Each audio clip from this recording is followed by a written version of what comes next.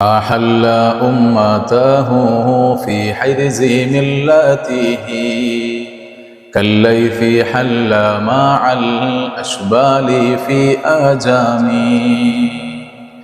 അഹല്ല ഉമ്മത്തഹു, മുത്തുനബി സല്ലല്ലാഹു അലൈഹി വസല്ലം അവിടുത്തെ ഉമ്മത്തിനെ, അനുയായികളെ പാർപ്പിച്ചു, കുടിയിരുത്തി. എവിടെ? ഫി ഹിർസി മില്ലത്തിഹി, അവിടുത്തെ പ്രസ്ഥാനത്തിൻ്റെ സംരക്ഷണത്തിൽ. അവിടുത്തെ പ്രസ്ഥാനം എന്ന് പറഞ്ഞാൽ അത് ഇസ്ലാമാണ്. ഇസ്ലാമിന് കൃത്യമായൊരു ചട്ടക്കൂടുകളുണ്ട്, നിയമസംഹിതയുണ്ട്. അതിൻ്റെ തണലിൽ, അതിൻ്റെ സംരക്ഷണത്തിൽ അവിടുത്തെ ഉമ്മത്തിനെ മുത്തുനബി സല്ലല്ലാഹു അലൈഹി വസല്ലം തങ്ങൾ കുടിയിരുത്തിയിട്ടുണ്ട്, പാർപ്പിച്ചിട്ടുണ്ട്. ആ സംരക്ഷണത്തിൽ അവർ സുരക്ഷിതരാണ്. എന്നാൽ അതിന് പുറത്തേക്ക് കടക്കാൻ ശ്രമിക്കുമ്പോഴാണ് അവരെ പിശാച് പിടികൂടുന്നത്.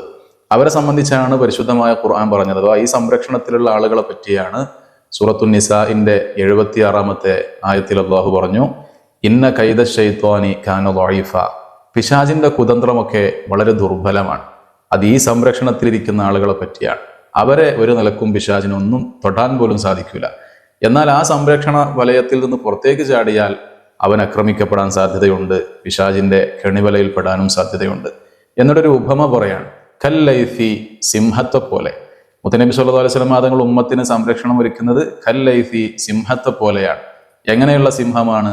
ഹല്ല മഅൽ അഷ്ബാൽ, ആ സിംഹം തൻ്റെ കുഞ്ഞുങ്ങളോടുകൂടെ ജീവിക്കുകയാണ്. ഫി അജമി, അതിൻ്റെ കാട്ടിൽ. അഥവാ സിംഹം അതിൻ്റെ കുഞ്ഞുങ്ങൾക്ക് സംരക്ഷണം കൊടുത്ത് അതിൻ്റെ ടെറിറ്ററിയിൽ ജീവിക്കുന്നത് പോലെ, ആ ജീവിക്കുന്ന സമയത്ത് സംരക്ഷണം കൊടുക്കുന്നത് പോലെ, അഥവാ ആ സമയത്ത് സിംഹം എന്ത് ത്യാഗത്തിനും തയ്യാറാണ് എന്നതുപോലെ മുത്തുനബി സല്ലല്ലാഹു അലൈഹി വസല്ലം അവിടുത്തെ ഉമ്മത്തിന് വേണ്ടി എന്ത് ത്യാഗം സഹിക്കാനും സന്നദ്ധരായി ആ സംരക്ഷണം തീർത്തിട്ടുണ്ട്. അതാണ് അല്ലാഹു സുബ്ഹാനഹു വ തആല പഠിപ്പിച്ചത്, ലഖദ് ജാഅകും റസൂലും മിൻ അൻഫുസികും അസീസുൻ അലൈഹി മാ അനിത്തും ഹരീസുൻ അലൈക്കും ബിൽ മുഅ്മിനീന റഊഫുർ റഹീം. നിങ്ങൾക്ക് നിങ്ങളിൽ നിന്ന് തന്നെ ഒരു പ്രവാചകർ വന്നിട്ടുണ്ട്. അവർ നിങ്ങൾക്ക് എന്തെങ്കിലും ബുദ്ധിമുട്ട്, ക്ലേശം അനുഭവിക്കുക എന്ന് പറഞ്ഞാൽ അത് അവർക്ക് വലിയ അസഹ്യമാണ്, സഹിക്കാൻ കഴിയാത്തതാണ്. അങ്ങനെയുള്ള പ്രവാചകരാണവർ. നിങ്ങളുടെ ഈമാനിനെ, നിങ്ങളുടെ സന്മാർഗത്തിലാവലിനെ അങ്ങേയറ്റം ഇഷ്ടപ്പെടുന്നവരുമാണവർ എന്ന് ഖുർആൻ വിശദീകരിക്കുന്നത് കാണാൻ കഴിയും. അങ്ങനെയുള്ള ആ സംരക്ഷണ വലയത്തിലാണ് അവിടുത്തെ ഉമ്മത്തുള്ളത്. ഇവിടെ പറഞ്ഞ ഉമ്മത്ത് ഉമ്മത്തുൽ ഇജാബയാണ്. അവിടുത്തെ വിശ്വസിച്ച, അവിടുത്തെ കൂടെ കൂടിയ അനുയായികളാണ്. എന്നാൽ മറ്റൊരു ഉമ്മത്തുണ്ട്, അത് ഉമ്മത്തു ദഅവയാണ്. അത് മുത്തുനബി സല്ലല്ലാഹു അലൈഹി വസല്ലം തങ്ങളുടെ ദഅവ എത്തിയ എല്ലാവരുമാണ്. അവർക്കല്ല ഈ പറഞ്ഞ സംരക്ഷണം ഉള്ളത്. എന്നാൽ അവർക്കൊക്കെ മുത്തുനബി സല്ലല്ലാഹു അലൈഹി വസല്ലം തങ്ങളുടെ റഹ്മത്തുണ്ട്. അതാണ് റഹ്മത്തുൽ ലിൽ ആലമീൻ എന്ന് പറയുന്നത്.